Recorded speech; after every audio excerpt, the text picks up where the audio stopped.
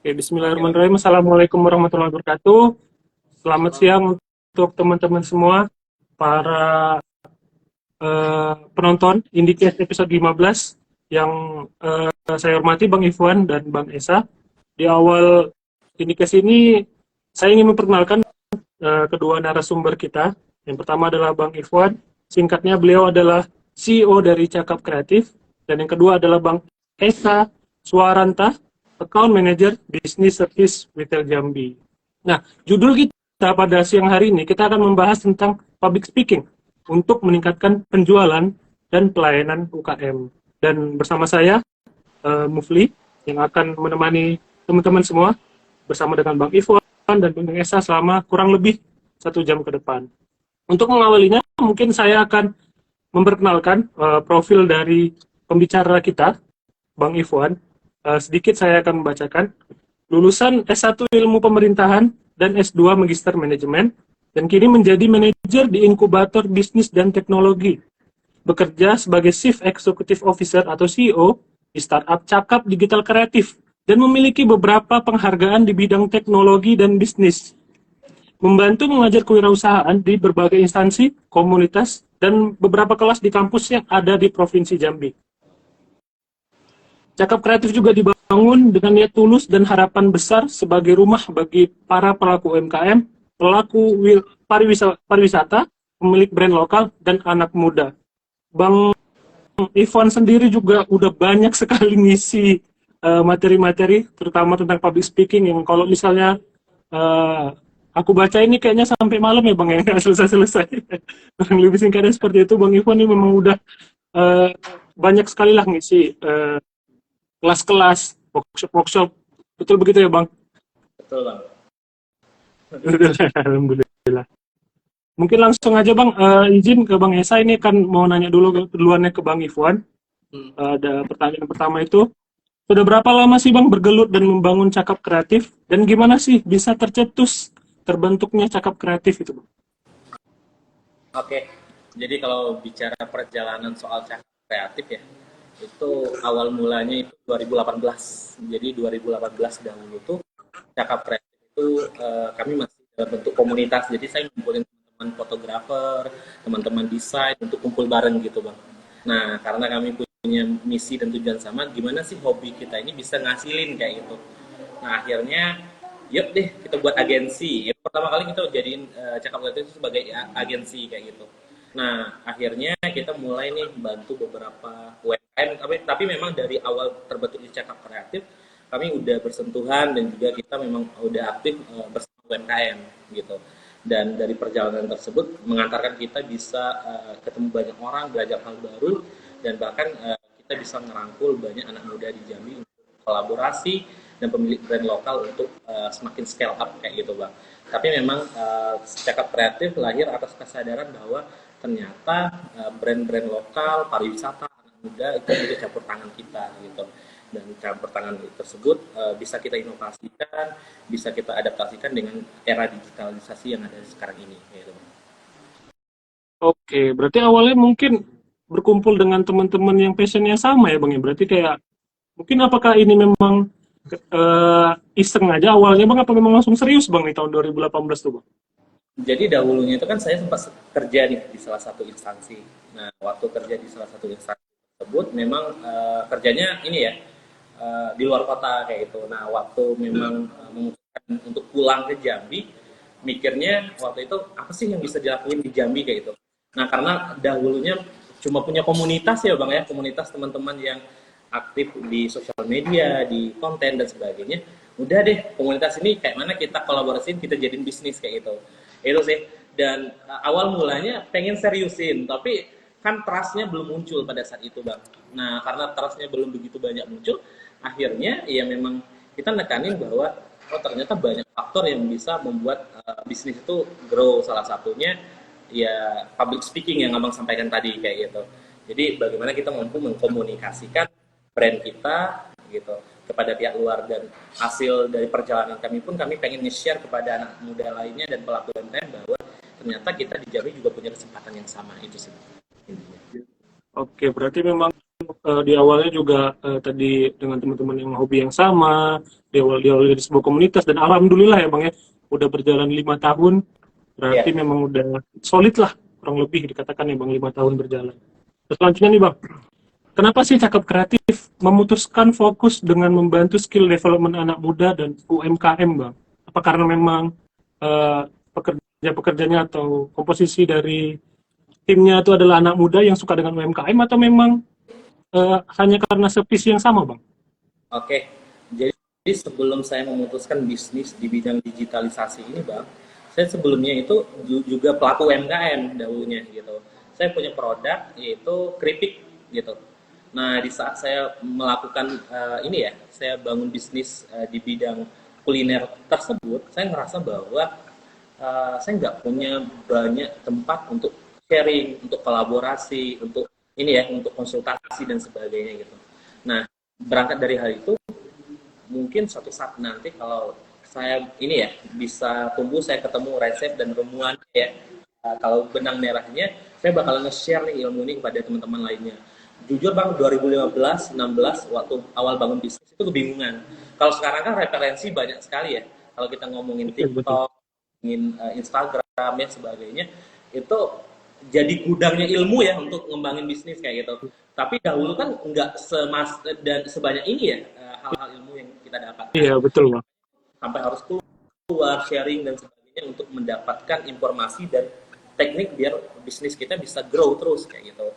Alhamdulillah melalui Cakap Kreatif ini sesuai dengan awal yang dahulu, enak nih kita mulai dari langkah kecil di mana kita mulai dari UMKM, di mana memang kita menspesifikkan bahwa Cakap Kreatif ini adalah anak-anak muda yang memang berbisnis bareng UMKM dan bantu UMKM untuk tumbuh kayak gitu Bang. Oke, berarti memang karena anak muda tadi kan lebih gampang ya Bang, ya, lebih kayak lebih mengenal lah gitu ya kan. Jadi memang lebih fokusnya ke anak muda dan UMKM yang kreatif gitu ya Bang. Iya benar banget Bang. Selanjutnya nih Bang. Jadi Bang, kalau Gimana bisa Bang? saya Lanjut Bang. Cakap Kreatif ini kan placemaking konsepnya. Jadi kalau placemaking itu Cakap Kreatif itu jadi tempat bekerja, jadi tempat jadi tempat kita berkolaborasi, kita jadi tempat kita berkarya dan juga jadi tempat kita belajar gitu. Dan yang kita tahu bahwa Gen Z ya, anak-anak Gen Z ini yang rata-rata yang kerja sama saya Gen Z, Bang. Jadi anak-anak Gen Z ini kan dekat sekali yang namanya media, sosial media, digitalisasi. Sedangkan pelaku UMKM kan kebanyakan mak-mak ya, usia Iya, betul. 30 kayak gitu. Nah, yang memang bisa dikatakan mereka menggunakan sosial media tapi nggak optimal gitu. Nah, saya pengen menghubungkan nih antara apa namanya mak-mak ataupun pelaku UMKM bapak sebagainya dengan Gen Z yang aktif di sosial media sehingga jadi Cakap Kreatif jadi jembatan gitu dan nanti penghubung di sini Cakap Kreatif gitu. Dan alhamdulillah nggak nyangka juga 2020 itu di awal pandemi itu jadi jalan untuk kami oh ternyata arah bisnis kita ke sini dan makin banyak orang yang merasa terbantu kayak gitu Bang. Itu sih inti utama yang membuat kami bertahan sampai sekarang ini. Yang menarik yang aku dengar tadi Bang, berarti kan dari 2018 dan tim Cakap Kreatif banyaknya Gen Z nih Bang. Iya, Berarti tahun 2018-19 tuh banyak tim-tim Cakap Kreatif yang belum lulus kuliah ya Bang, berarti ya Bang, masih anak-anak muda yang di bawah 20 tahun berarti ya Bang ya? ya benar Bang. Jadi waktu pertama yang tamat kuliah itu cuma 4 orang. Selebihnya itu masih kuliah. Jadi mereka pulang dari kuliah, mereka gabung bareng kita. Jadi sistemnya waktu itu mereka masih nge-freelance bareng kita gitu Bang. Dan bahkan ada yang ngikutin kita udah sampai 3 tahun gitu. Oh, Udah setia, udah bareng kita ya. Alhamdulillah lah Cakap Kreatif bisa bangun lapangan pekerjaan buat teman-teman dan juga tentunya kita industri yang kayak gini kan kebanyakan kalau orang-orang beranggapan ini industri hobi ya, hobi konten, hobi foto, hobi video gitu ya. Tapi gimana nih industri ini bisa menghasilkan dan menjadi ini apa namanya sumber pekerjaan buat teman-teman kayak gitu.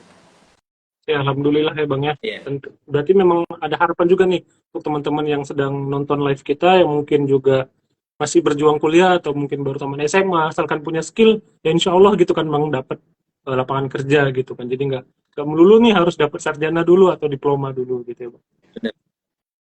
Oke Bang, ada pertanyaan selanjutnya nih Bang. Salah satu yang bisa dipelajari di Cakap Kreatif itu adalah tentang skill public speaking. Seberapa penting skill public speaking bagi pelaku usaha UMKM dalam membangun citra sekaligus memasarkan produk atau jasa mereka, Bang.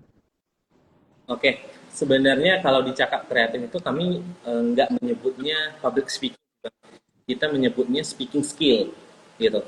Karena kalau kita ngomongin public speaking itu kita identik dengan yang formal ya, kayak MC, kayak apa namanya moderator ataupun reporter ya sebagainya. Tapi kita menyebutnya ada speaking skill. Setiap UMKM kami mengatakan bahwa setiap UMKM anak muda itu harus punya kemampuan untuk speaking skill gitu. Agar apa? Agar ide yang kita miliki itu bisa tersampaikan gitu. Nah, awal mulanya saya berpandangan bahwa ternyata pondasi utama di saat kita bangun bisnis itu adalah ini speaking skill itu di saat saya menyadari bahwa UMKM ini banyak gitu. UMKM ini banyak. Terus saya pernah nyicip beberapa produk gitu. Produk ini enak nih gitu. Tapi kok nggak begitu banyak dikenal kayak gitu ya. Kok nggak begitu banyak disuarakan gitu. Sebab karena ownernya nggak pernah ngonten, nggak pernah promosi, nggak pernah mungkin jadi tamu di salah satu event dan sebagainya gitu. Karena mereka beranggapan bahwa ya udah aku jadi orang di belakang layar saja kayak gitu. Nah, padahal di era sekarang ini kan medianya banyak sekali, bisa melalui konten, bisa melalui event, bisa melalui bazar dan sebagainya. Akan tetapi semuanya harus mampu kita untuk mewujudkan ini ya, awareness, kesadaran, untuk mewujudkan kesadaran orang yang membangun bisnis bareng kita ataupun orang-orang yang bakalan menjadi calon customer kita itu salah satunya melalui speaking skill yang kita miliki kayak gitu. Jadi saya pernah ketemu sama salah satu pelaku UMKM, dia aktif nih bang, ngendorse ya, selebgram dan influencer kayak gitu. Satu kali ngendorse 500.000 sampai 1 juta gitu, tergantung rate-nya ya. Nah, saya nyadarin bahwa kalau setiap bulannya itu 1 juta, ya berarti 1 tahun itu sampai 12 juta kan, gitu. Sebenarnya nggak ada yang salah di sana gitu. Tetapi di saat orang lain menceritakan produk kita, tentunya ada keterbatasan informasi di sana kan, gitu. Nah, apabila seorang owner itu mampu untuk bercerita, tentunya bakalan lebih banyak lagi yang bisa dia dapatkan dan juga makin banyak lagi yang bisa dia sampaikan kayak gitu. Maka saya beranggapan bahwa semua pelaku UMKM itu harus punya speaking skill itu gitu, untuk menjadi fondasi utama kita apakah ingin promosi, pengen selling kayak gitu ya di dalam kita mengembangkan produk kita kayak gitu. Oke, berarti aku agak sedikit ralat ya, Bang. Mungkin lebih spesifik ya, mungkin sebutannya speaking skill ya. Aku pun kayak baru denger-denger ini. Ya, itu istilah dalam UMKM sih bang gitu. Karena memang kayak kalau setelah aku pikir-pikir juga, public speaking kayaknya memang terlalu luas gitu kan, Bang. Dan yang biasa dengerin mungkin orang-orang dari 10 tahun yang lalu memang udah menggunakan diksi yang sama ya, public speaking seperti itu ya, Bang ya. Dan yang kayak yang aku tangkap tadi memang harus ya ternyata ya, Bang ya. Baik itu business owner ataupun bos-bosnya lah, pemilik pemilik usaha memang harus memiliki speaking skill memang agar bisa mewujudkan awareness. Ya, benar. Ya, aku sedikit remind untuk teman-teman semua bahwa kita akan membagikan saldo link aja total ratusan ribu rupiah. Ada giveaway yang bisa di teman-teman cek di postingan @indibisjambi atau di @indibissumatera. Kemudian nanti akan ada 3 penanya terbaik. Nah, syaratnya itu harus follow @indibisjambi dan @indibissumatera. Selanjutnya akan ada story terbaik untuk 2 orang dan syaratnya adalah follow dan tag Indibis Sumatera dan Indibis Jambi. Dan nanti ada 2 juga live quiz untuk 2 orang selama indikasi ini berlangsung. Jadi teman-teman stay tune, dengarkan apa yang disampaikan Bang Ivan dan Bang Esa. Bang Ivan, aku izin lompat ke Bang Esa nih sekarang ya Bang. Ya, bang. Dengan pertanyaan yang kurang lebih sama Bang Esa tentang speaking skill, sebagai account manager di Telkom Wilayah Jambi yang setiap hari berhadapan dengan para pelaku UMKM dengan program digitalisasi UKM-nya, seberapa penting skill ini menurut Bang Esa, skill dari speaking skill? Siap. Terima kasih pertanyaannya nih, Bang Ufli ya. Jadi mungkin kalau di kami itu communication skill ya. Jadi gini, kalau kita gambarkan itu kita pelaku UMKM punya suatu produk nih, Bang. Jadi dengan kualitas harga yang bagus dan juga kualitas barang yang bagus. Tapi betul tuh tadi yang dibilang oleh Mas Irfan ya, kenapa kok produk kita kurang laku nih di lapangan. Nah, mungkin perlu dikoreksi kembali. Mungkin ada kendala, salah satunya mungkin komunikasi ya. Jadi komunikasi ini penting. Jadi salah satu ini ya, komunikasi ini first impression kita pertama kali ketemu bersama pelanggan atau bersama orang lain lah ya. Jadi apa namanya? Jadi jika ingin sukses itu kita harus kuasai nih ilmu komunikasi kita, skill komunikasi kita. Jadi ketika seseorang itu menjadi pengusaha atau menjadi kayak saya ya, sebagai account manager dan seperti Mas Ifwan ya, itu sangat penting skill komunikasi dimiliki. Mungkin seperti itu sih Mas Mufli. Oke, Bang Esa. Mungkin jawabannya kurang lebih sama ya, sama-sama penting ternyata. Baik speaking skill dan communication skill. Nah, pertanyaan selanjutnya nih, Bang Esa. Kalau boleh diceritain nih, Bang, apa sih tantangan terbesar dalam mendigitalisasikan UKM atau pelaku usaha di Jambi? Apakah karena kemampuan literasinya, atau ketersediaan teknologinya, atau ketersediaan internetnya, atau seperti apa sih, Bang, tantangan terbesar yang ada di Jambi ini, Bang, untuk mendigitalisasikan? Oke. Ya, kita bicara tantangan ya, Mas. Ini sebenarnya konteksnya nanti adalah sesuatu hal yang perlu kita improve nanti ya. Karena yang kami rasakan di Jambi ini, tantangan kami yang pertama, wilayah Jambi ini kan masih tersebar-sebar ya, Mas Ifwan ya. Jadi jarak antara kota A, kota B itu jauh, dalam artian banyak pelaku UMKM yang masih berada di luar kota Jambi, gitu. Nah, dan mungkin akses kami ke sana agak jauh dan membutuhkan waktu yang lama. Nah, kemudian juga kemampuan komunikasi dan wawasan keterbukaan atau ini penerimaan masyarakat itu belum sepenuhnya melek digital. Nah, saya sebagai account manager Telkom Jambi dan sebagai Telkom Jambi itu kami perlu edukasi itu dulu, Mas Mufli. Dan setelah para pelaku UMKM ini atau pengusaha ini mengerti dengan hal tersebut, barulah di sana muncul needs atau kebutuhan ya. Jadi ketika kita menawarkan suatu produk kita kepada calon customer kita yang mereka nggak tahu benefitnya buat apa, ya mereka nggak bakal tertarik, Mas. Iya, betul. Iya, jadi kita ibaratnya ya, kita ngasih sepatu ke orang yang jarang menggunakan sepatu. Maaf ngomong, ceker lah. Iya, yang sering nyeker. Jadi kita kasih sepatu nih ke orang tersebut. Ini sepatu ini bagus loh. Bagusnya apa? Nah, kita jelaskan kepada pelanggan kita. Bagusnya kalau kamu memakai sepatu, kamu kelihatan rapi. Kamu terhindar dari luka, dan kamu bisa berlari kencang misalkan ya. Dan lain sebagainya. Nah, di UMKM juga seperti itu. Jadi ketika mereka pasarnya hanya mengandalkan lokal, itu pasti customernya hanya itu saja, Mas Mufli dan Mas Ifwan ya. Jadi banyak nih di Jambi nih, terutama kita banyak ketemu ya Mas Ifwan, di gang-gang, di lorong-lorong, itu banyak produk jajanan atau jajanan lokal lah, olahan makan lokal itu yang viral. Nah, mereka tuh udah go digitalisasi itu sebenarnya. Mungkin mereka menggunakan media sosmed ya, TikTok, Instagram dan sebagainya gitu. Dan itu bakal memperluas pasar mereka ke depannya. Dan kemudian kalaulah mereka sudah menguasai hal tersebut, kita bisa lebih luaskan lagi nih analoginya. Misalkan mereka seorang nelayan nih yang menangkap ikan di kolam. Nah, kalau nelayan menangkap ikan di kolam, itu pasti hasilnya bakal sedikit ya, betul Mas? Iya, betul. Kalau mereka melanjutnya di danau, di sungai, atau di laut, pasti hasilnya akan banyak. Gitu sih. Oke, Intinya di era-era sekarang ini perlu go digitalisasi. Kita manfaatkan, betul tadi seperti yang dibilang Mas Ifwan, kita manfaatkan media sosial yang ada. Gitu sih, Mas. Oke, Bang Esa. Mungkin Iya.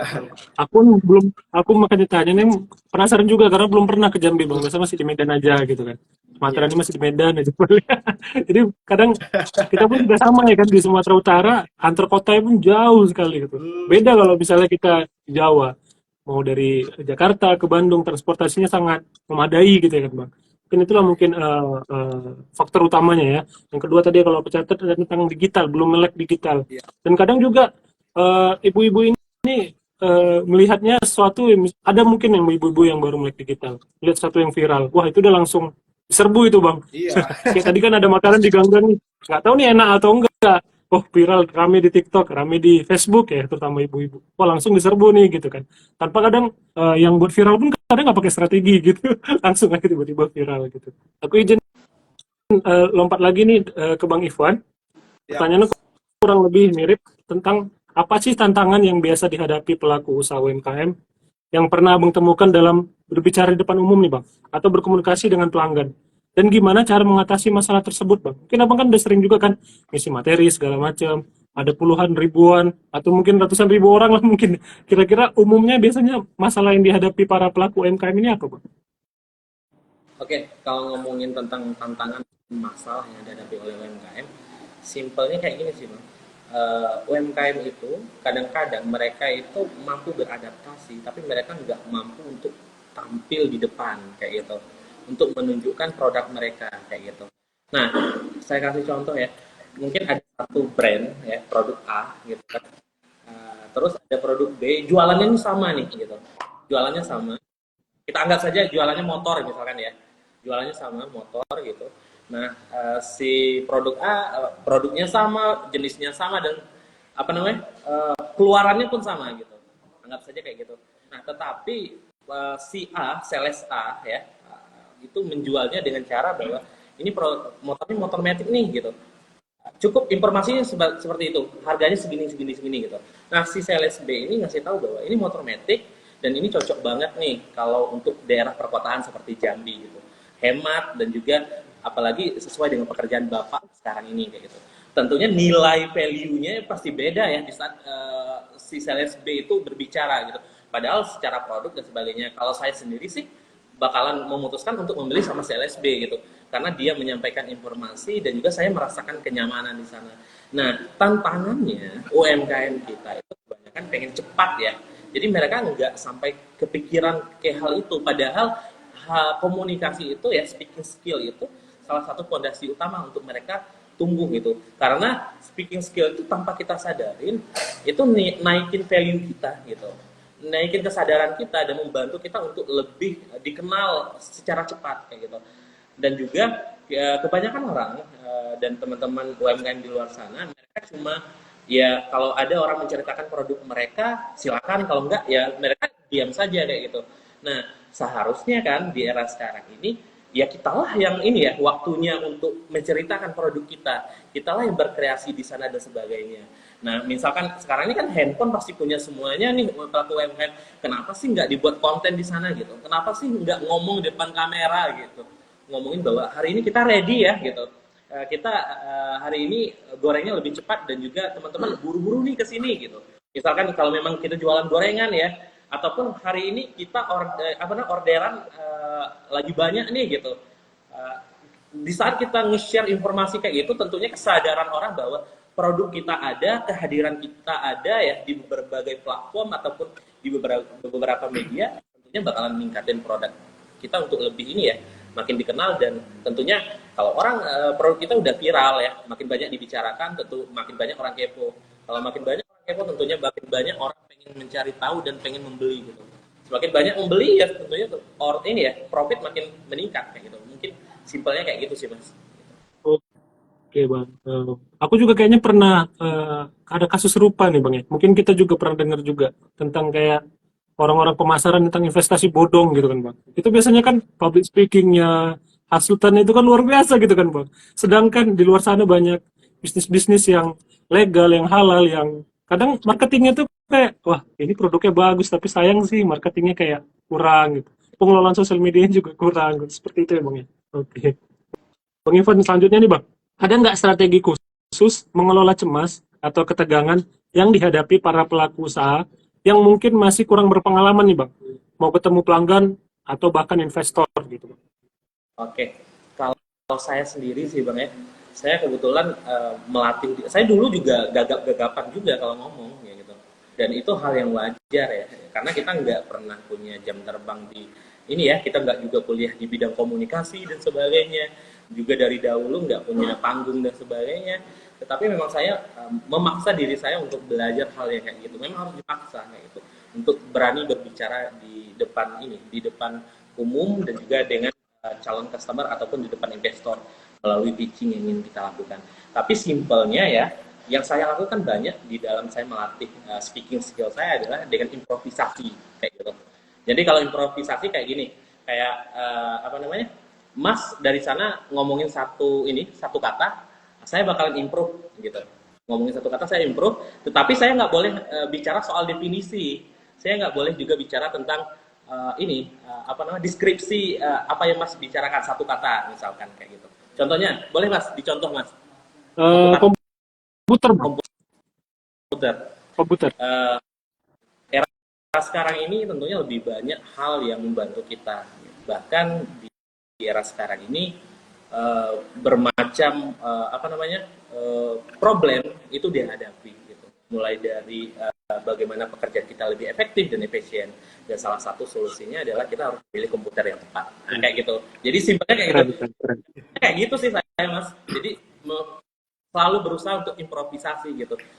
Ngomongin satu kata tapi nggak boleh deskripsi kayak gitu. Okay. Jadi kalau karena gini ya, sebenarnya nggak ada yang nggak bisa sih, tetapi database kita aja yang kurang ya. Kita kurang kosakata dan sebagainya. Semakin kita sering masak kosakata, tentunya pengetahuan kita di saat kita refleks terhadap satu pertanyaan itu lebih cepat. Oke. Berarti di awal tadi memang harus kalau orang yang pemula gitu ya Bang, mau belajar memang harus maksain dulu ya Bang. Ya, karena kalau nggak dipaksain dulu, dimulai dulu, nggak akan bisa gitu. Dan yang disampaikan oleh Bang Ivan tadi, pasti itu udah pengalaman yang luar biasa tuh kan Bang, untuk bisa mengembangkan satu kata menjadi beberapa kalimat yang membuat kita jadi butuh dengan satu kata itu ya, itu komputer tadi gitu kan Bang. Oke, Bang. Dan juga Mas, apa namanya, improvisasi ini kan, speaking skill ini kan sebenarnya harus bisa kita tempatkan di mana kita posisi ya. Kalau kita terlalu berlebihan di dalam improvisasi ya, kita bakalan berefek negatif juga kan kepada kita. Oh, terlalu banyak ngomong ataupun terlalu ini ya, ngomong doang iya, sebagai betul. Kita mengetahui bahwa ada nih salah satu skill, yaitu speaking skill ataupun public speaking atau apapun sebutannya. Ya silakan, kalau kita jualan, manfaatin sebaik mungkin untuk membantu jualan kita lebih meningkat gitu Mas. Oke, terima kasih Bang Ivan. Ini kayaknya dari tadi banyak banget nih Bang yang mengirim pertanyaan nih Bang, nggak habis-habis dari tadi, notif muncul terus gitu kan. Ini udah masuk, tapi sebelum kita tentang pertanyaan terbaik, kita akan mengadakan live quiz dulu nih Bang ya. Jadi teman-teman yang sedang live bisa standby, akan ada pertanyaan. Jadi didengarkan, mana yang tepat dan cepat itu yang akan dipilih oleh panitia, dan itu yang akan menang. Pertanyaan live quiz pertama, sebutkan salah satu produk smart device yang bisa kalian dapatkan di Antares Easy. Sebutkan salah satu produk smart device yang bisa kalian dapatkan di Antares Easy. Satu aja. Oke, panitia akan cek. Apakah sudah?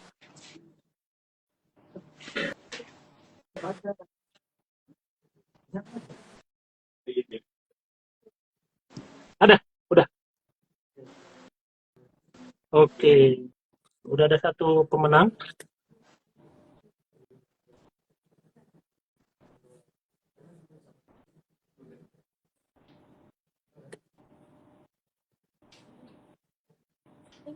Dibaca. Atas nama Dwi Nanggolan. Oke, selamat kepada Pak Dwi yang telah menjawab. Jadi jawabannya apa? CCTV ya? CCTV, oke. Salah satu produk Antares Easy, salah satu produk smart device yang ada di Antares Easy adalah CCTV. Oke, langsung kita lanjut ke sesi selanjutnya. Ini aku akan bertanya ke Bang Esa. Siap. Apa saran yang bisa Bang berikan kepada pemilik bisnis yang ingin memulai digitalisasi pada bisnis mereka? Oke, menarik nih pertanyaannya nih Mas. Nah, jadi kami account manager ini tersebar di seluruh Indonesia. Nah, artinya beda kepulauan, beda daerah, beda kota juga. Dan tentunya dengan kearifan lokal yang berbeda juga dong. Kami di Jambi, di Telkom Jambi, itu kami mempelajari kearifan lokal budaya Jambi. Misalkan dari komunikasinya, bahasanya, dan kebiasaan dan sebagainya. Nah, kita perlu pelajari demografi daerah itu seperti apa. Dan kemudian di Jambi ini banyak loh Mas potensi UMKM.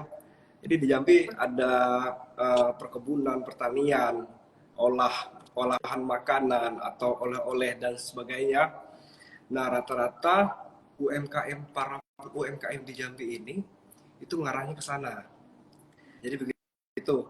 Kemudian apa namanya, kita support mereka untuk go digitalisasi, Mas. Ketika mereka ingin batik Jambi, pempek asli Jambi, atau produk olahan makanan lainlah yang ingin dikenal luas, mau mereka jual di Jakarta, di seluruh Indonesia, atau bahkan di luar negeri. Nah, itu perlu mereka melek digitalisasi. Jadi seperti yang saya sebutkan tadi di awal perbincangan, mereka bisa join di marketplace, mungkin melisting produknya di website atau di Instagram, media sosial, dan mungkin juga ada komunitas komunitas digital, atau bisa juga gabung di komunitasnya Cakap Kreatif nih. Iya. Nah, kemudian pasar mereka akan meluas, Mas. Nah, begitu. Kemudian juga kenapa digitalisasi ini penting? Karena suatu pelaku usaha atau usaha itu kalau berkembang, mereka ingin berkembang, pasar mereka akan luas, itu mereka nggak bisa cuma mengandalkan customer lokalnya aja. Jadi mereka harus improve tentang produknya dan tentang penjualannya, dan tentunya dengan didukung oleh produk Telkom nih, Mas. Ada namanya Ocha. Nah, Ocha ini bisa memanajemen customer mereka, dan kemudian mereka bisa memasarkan produk mereka melalui media sosial mungkin ya. Nah, kemudian mungkin saran ya dari saya, ada 3+1 kunci untuk sukses. Jadi Apa tuh, kita Bang? punya dreams, ya. Yang pertama kita punya dreams, punya mimpi. Yang kedua kita komitmen atau punya integritas. Yang ketiga kita eksekusi. Nah, kalaulah kita sudah lakukan itu semua, kita bakal sukses, Mas. Insya Amin. Allah. Dan ada lagi plus satunya nih. Apa tuh, Plus Bang? satunya adalah go digitalisasi. Jadi go Woi, keren, digitalisasi keren. pengusaha Jambi bersama Telkom. Insya Allah sukses. Amin. Amin, Ya amin. mungkin begitu Mas. Keren, keren, keren kali ini Bang Esa nih. Siap. Oke, Bang, berarti memang kalau kita mau jualan offline aja, misalnya kayak jualan buka buka kue-kue yang kita jualnya cuman di sekitaran lingkungan kita aja pasti terbatas ya kan, Bang. Ya, Mungkin ya. penjualannya juga nggak akan signifikan. Tapi kalau online bisa aja tuh tiba-tiba dapat order dari Jakarta ataupun mungkin dari Medan gitu ya kan, Bang. Betul. Aku ke Bang Ivan. Di era digital seperti ini, Bang, komunikasi kan sudah online atau kadang kan pakai AI nih. Terus juga pelaku bisnis juga harus mulai aktif bikin konten di sosmed. Perlu nggak sih atau ada hubungannya nggak dengan harusnya pelaku usaha meningkatkan skill public speaking mereka, Bang? Oke, jadi sebenarnya AI ataupun kita harus closing pakai ini ya, pakai WA ataupun lewat ini sosmed, misalkan TikTok dan sebagainya. Sebenarnya itu alat yang sangat membantu kita ya, dan menurut saya sendiri memang mesti kita harus memanfaatkan hal itu kayak gitu. Akan tetapi memang speaking skill itu tetap wajib dilakukan kayak gitu. Kalau bisa saya katakan bahwa mungkin kayak platform-platform dan sebagainya itu adalah ininya senjatanya pelurunya yaitu speaking skill kayak gitu. Kalau kita berani ngomong depan kamera, kita berani ngonten, kita berani live Instagram, kita berani kalau diundang di salah satu event dan sebagainya, kita berani tampil di saat ada roadshow dan sebagainya, kita berani bertanya ya. Dan juga di saat Telkom punya banyak program, kita berani untuk nanyain konsultasi dan sebagainya ya, nunjukin diri di sana. Tentunya itu bakalan ini ya makin tepat lagi tentunya gitu. Maka dari itu sebenarnya speaking skill nggak bakalan tenggelam kok gitu, walaupun sekarang ini banyak sekali hal yang bisa kita manfaatin kayak gitu. Apalagi seperti yang Mas sampaikan, AI, kita bisa buat brief di sana ya. Misalkan mau buat konten, bantu saya buat 7 ide konten soal saya bla bla bla bla gitu kan. Nanti dia bakalan bantu nih, tinggal kita kembangin gitu. Tapi untuk naturalnya, untuk dapat hooknya di saat orang nonton, orang betah dan sebagainya, tentunya kita harus lebih menarik lagi di saat bicara kayak gitu. Mungkin itu sih Mas simpelnya. Oke, karena nggak mungkin juga kan bikin konten dapat naskah kita baca doang bang, nggak ada ekspresi gitu kan, karena udah dari AI gitu, seperti itu bang. Pernah nggak bang ada cerita menarik yang dari para yang pernah join di Cakap Kreatif, para pelaku UKM yang pernah join di Cakap Kreatif, terus mengalami perubahan yang signifikan, entah dari omset, entah dari performance sosmednya, atau mungkin kepercayaan dirinya gitu bang. Ada nggak bang sih di Cakap Kreatif itu bang? Oke, jadi kan aktivitas di Cakap Kreatif selain kita event, kita support beberapa program ya, kita bisnis bareng pemerintah juga. Kebetulan kita juga membina UMKM dan juga mengelola beberapa sosial media brand lokal gitu Mas. Jadi ada salah satu cerita mungkin bisa saya sharing dan juga semoga jadi pelajaran nih buat teman-teman yang ada di rumah, bahwa dahulu pernah datang ya salah satu UMKM lokal ke Cakap Kreatif menceritakan bahwa dia udah 10 tahun itu bangun bisnis itu ya kayak gini-gini aja gitu, nggak ada perkembangannya gitu. Padahal dia ngerasain bahwa sekarang ini udah ada ojek, katanya ojek online katanya ya, udah ada ini, orang sebelah baru aja buka kok rame, saya dari dahulu masihlah kayak gini aja gitu. Akhirnya kita bantulah foto produknya dan sebagainya, dan juga ada anak magang, kebetulan di Cakap Kreatif kan sering nih anak-anak magang per batch kayak gitu, magang kita utuskan untuk di sana buat pilot project. Nah sampai di sana kita mulai dari foto produknya ya, pakai handphone saja pada saat itu gitu. Terus akhirnya beliau mulai dari hal simpel sih Mas, mulai terdaftar di Google Map dan sebagainya, sesimpel itu gitu hal yang kami lakukan di awal gitu. Terus di saat dia sadar hal yang kayak gitu, dia sadar bahwa dia ternyata bukan hanya produknya saja yang harus berkembang, tapi dirinya juga harus berkembang kayak gitu. Akhirnya beliau datang lagi untuk kedua kalinya ngomong, saya mau buat konten kayak gini katanya, saya lihat di Facebook sama di YouTube kayak gini gitu. Oke gitu kan, akhirnya kita buat kan. Nah uniknya UMKM ini tuh dia tergabung di komunitas itu banyak sekali Mas, tetapi memang dia nggak tersentuh dengan digitalisasi. Dia hobi kumpul, belajar di tempat A, belajar tempat B, tapi dari dulu nggak tahu mulai dari mana gitu. Akhirnya beliau belajar ngomong terbata-bata, bahkan kita ngetek cuma 1 video nggak sampai 1 menit, itu sampai 2 jam Mas, karena ngulang-ngulang terus. Ya, nggak pede ya, sebagainya ya, wajar gitu. Tapi apa efeknya? Beliau sadar bahwa ternyata kalau kita udah pernah salah, kita bisa belajar bahwa ada hal yang harus kita benahi kayak gitu. Akhirnya konten pertama beliau up, dan besok beliau udah pakai tripod sendiri, ala kadarnya pakai lighting, dan beliau akhirnya ini aktif konten cerita, bahkan beliau masak produknya juga beliau kontenin gitu. Nah pada saat itu uniknya 4 bulan deh dari setelah kejadian itu beliau datang lagi, Mas saya diundang jadi pelatih untuk ngajarin orang buat kue di tempat A katanya. Nah udah diundang nih, udah dapat awareness ya, dapat orang paham, trustnya dapat gitu kan, karena beliau tiap hari konsisten. Nah besoknya lagi apa? Beliau ikut kompetisi di salah satu kementerian, juara di sana. Nah di saat itu saya sadar kalau kita berani merencanakan sesuatu ya, tentunya kita bakal mendapatkan sesuatu tersebut gitu. Dan saya dapat poin intinya adalah sesuatu yang direncanakan itu kan bisa gagal ya Mas, apalagi nggak direncanakan. Makanya buat UMKM, buat ini ya teman-teman yang nonton di rumah, mulailah merencanakan sesuatu. Kalau memang pengen bangun bisnis, rencanakan, dan juga sesuai yang disampaikan tadi, eksekusikan kayak gitu. Dan juga lah jangan lupa untuk plus satunya ya Mas ya, Iya, digitalisasi betul. gitu. Mas Ivan. Digitalisasi, betul sekali. Oke, gitu. Oke. Jadi Berarti cakap kreatif nih nggak hanya ngebantu sekedar ngebantu public speaking atau hanya sekedar pengelolaan sosmed, tapi kayaknya kalau dengar cerita tadi Bang, berarti benar-benar ngebantu seperti mengubah nasib gitu ya. karena kan benar-benar jadi 180 derajat atau benar-benar improve lah dari segalanya gitu ya. Pasti PD-nya dapet, skill-nya dapet, ilmunya dapet, bahkan bisa nge-share lagi ke orang lain. Itu luar biasa gitu ya Bang. Oke. benar. Izin Bang aku ke Bang Esa. Gimana sih Bang dari Telkom melihat masa depan digitalisasi terutama di lini bisnis dan apa yang menjadi prioritas utama Telkom dalam jangka panjang? Ya, oke. Eh, Mungkin saya mewakili Telkom ya sebagai account manager. Jadi dreams-nya Telkom itu salah satunya adalah memajukan digitalisasi dan mencerdaskan masyarakat.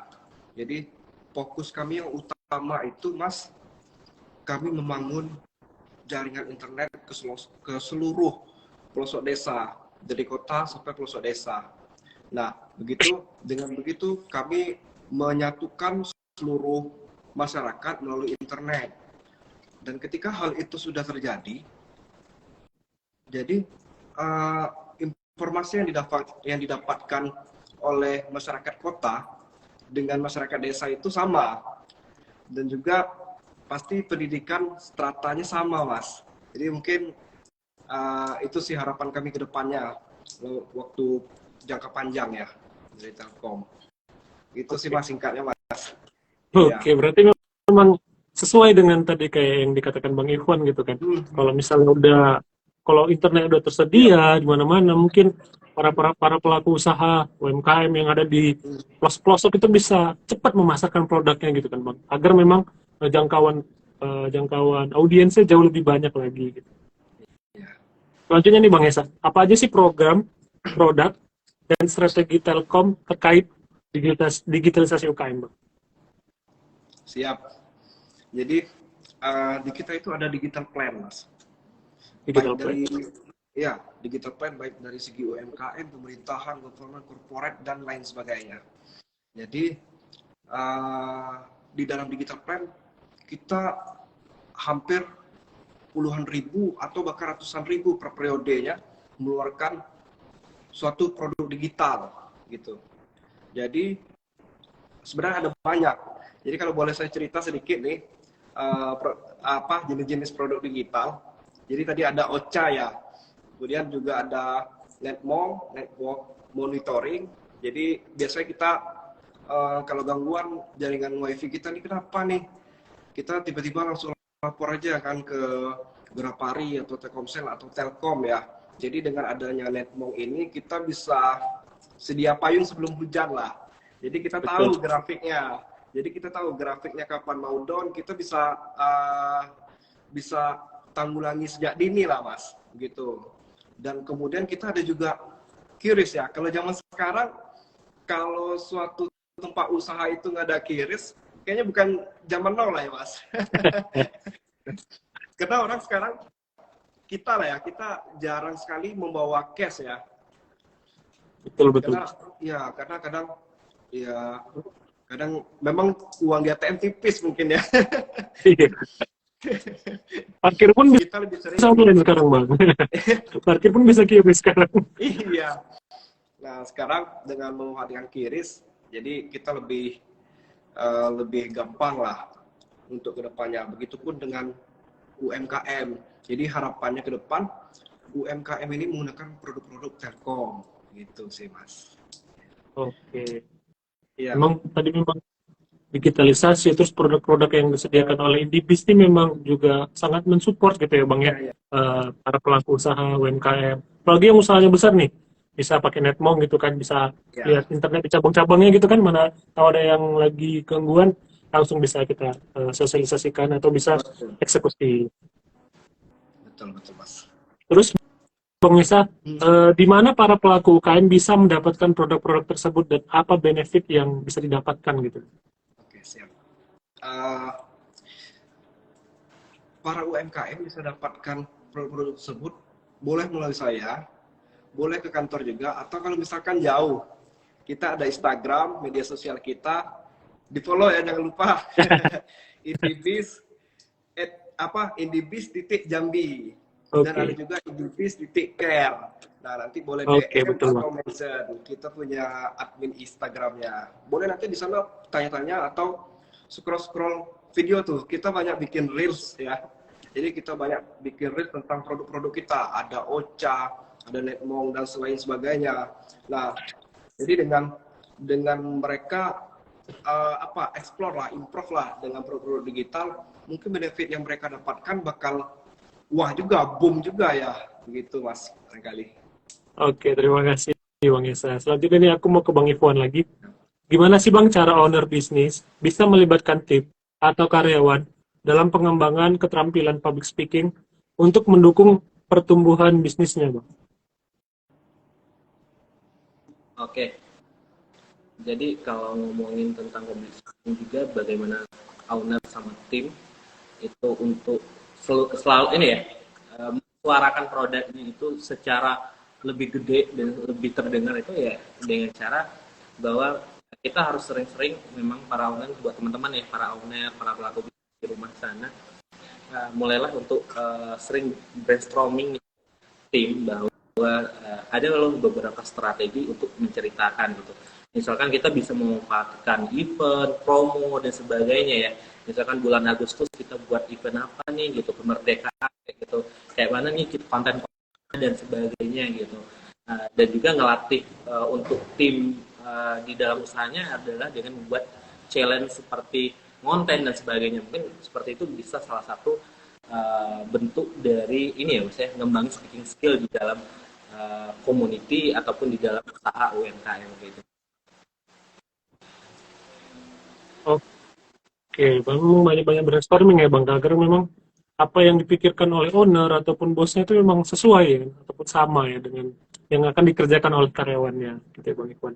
Selanjutnya nih Bang Ikhwan, apa langkah-langkah yang dapat diambil para pelaku usaha untuk terus memperbaiki keterampilan public speaking seiring dengan berjalannya waktu? Sorry Bang, bukan public speaking tapi speaking skill ya Bang. Dan Ya. bagaimana cara menilai proses dalam hal ini gitu Bang? Nah, sebenarnya keilmuan ataupun skill komunikasi yaitu speaking skill ini itu berkembang itu tanpa kita sadari. Semakin kita sering konten, semakin sering kita ini ya nge-up diri kita di media, di digital gitu, itu bakalan ngembangin skill kita juga ya. Nah sebenarnya ilmu speaking skill itu berkembang terus dan harapannya adalah teman-teman nggak telat kok untuk memulai, untuk makin berdampak gitu, karena semakin banyak kita menyuarakan, berani kita untuk ngepost dan juga kita tampil untuk mengkomunikasikan produk kita, tentunya produk kita itu bakalan berimpact gitu, bakalan berdampak positif. Apalagi di saat kita punya kemampuan speaking skill dan speaking skill kita ini mampu kita tularkan ya kepada pelaku UMKM lain kayak gitu.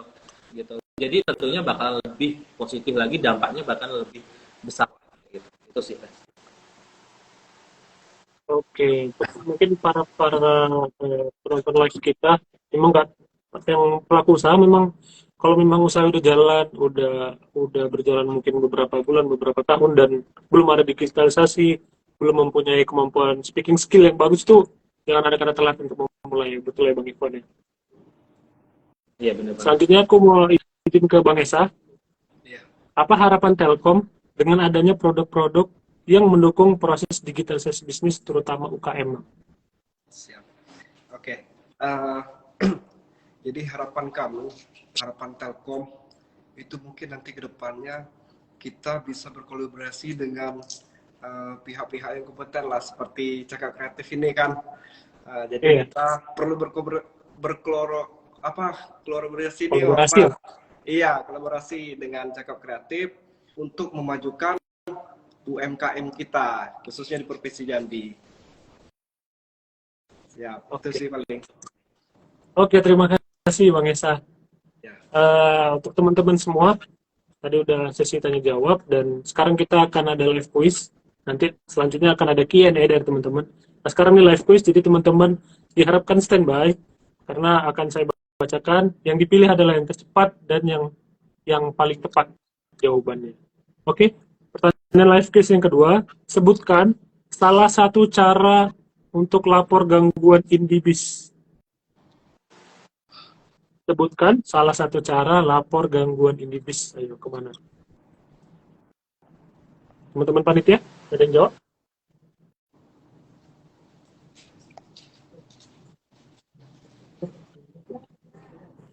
Sudah.